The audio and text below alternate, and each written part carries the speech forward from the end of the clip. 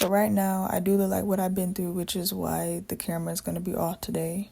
This is Becoming a Full-Time Artist, episode 6, I think.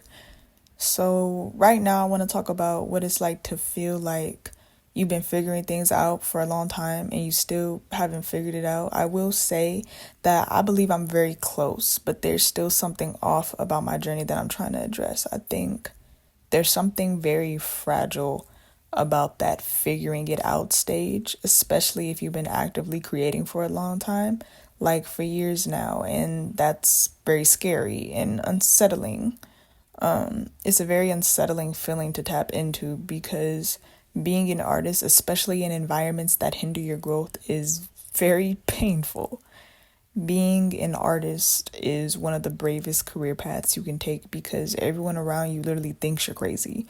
Or people don't like you because you have the audacity to do something that makes you happy. Or people kind of feel sorry for you because being an artist doesn't really have the most linear blueprint to follow. You also will attract people who you think will have your best interests at heart, but they really will just project their insecurities and biases onto you. And this is something that you have to be very hyper aware of because otherwise it can definitely steer you off course. Like, I truly believe not listening to your own intuition will make you miserable. Like, think about all the times where you didn't listen to your own internal compass and you immediately regretted it. But to further elaborate on my point, I am realizing how vital it is to distance yourself from people and places that destroy your ability to listen to yourself.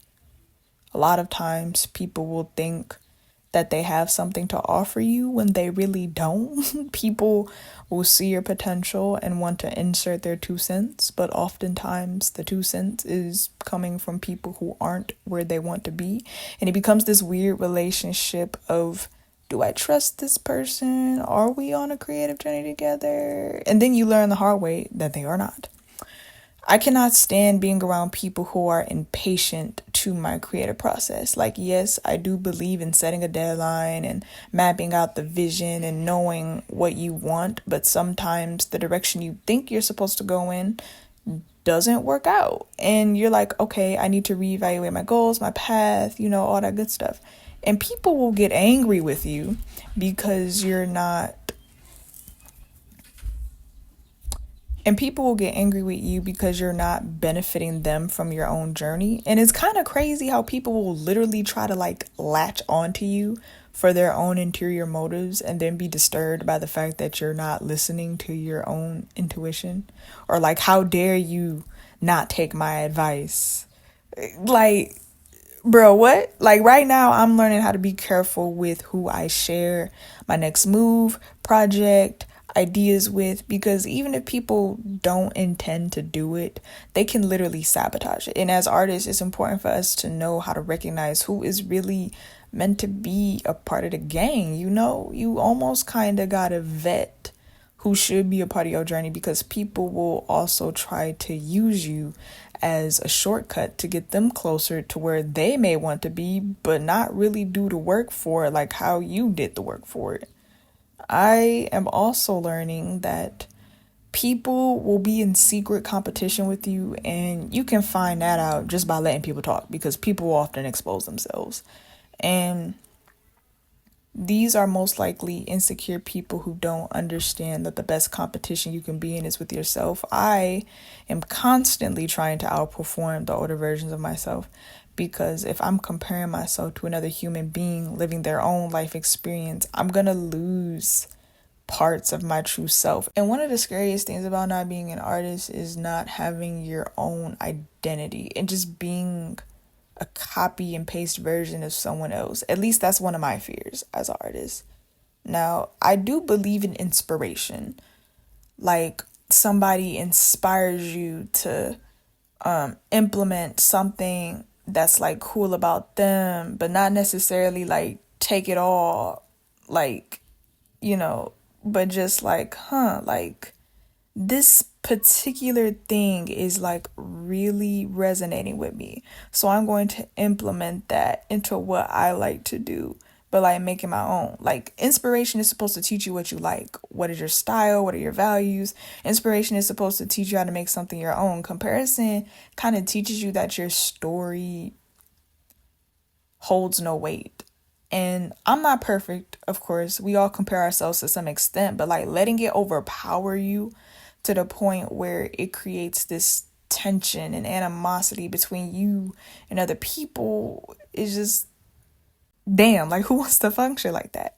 But I say all this to say that not all help is good help. You do not owe anyone an explanation for your boundaries. If something has the potential to put you in harm's way, fuck being impolite, because this is your life and you should take things that you want to have and work for it seriously. And if people got a problem with that, fuck them. People are going to ridicule you.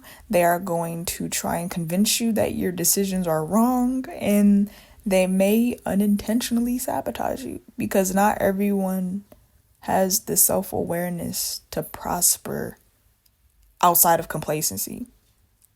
As I'm going through this rebranding of committing more to music and allowing my poetry identity to complement it, I feel like I'm going through a lot of turmoil with like people, with like business decisions, and then on top of that, like just dealing with navigating adulthood and dealing with the hardships that life already comes with, you know? And so instead of trying to hide it, instead of trying to act like everything is fine or delete everything off of my YouTube channel or like just get rid of everything and start all over again and just keep repolishing my stuff, like allowing myself to just document the process and let it naturally get to that level of polish that I want it to be at. And yeah, right now I have 213 subscribers. That makes me happy. My average view count is probably like 20 to 30 views per video. Right now, I would probably feel super anxious if I knew a quadrillion people were gonna watch this. But the beautiful thing about being a small artist is that it's okay to be in that ugly phase. Like, it's okay. It's fine. Because it's gonna feel nostalgic once you do hit like that more refined version of yourself. And your thoughts, your body of work, like once all of that becomes like, yeah, you know what, like I am so comfortable and in tune with where I'm at and all of my work and stuff right now, like being able to look back on my journey and my process is a privilege, and it's nostalgic and it's humbling. And you know, it can also be very grounding too. So, yeah, that's all I wanted to say. Thank you to all of the new subscribers who are tapping in to all of my work. I appreciate y'all, and I will see you in my next video.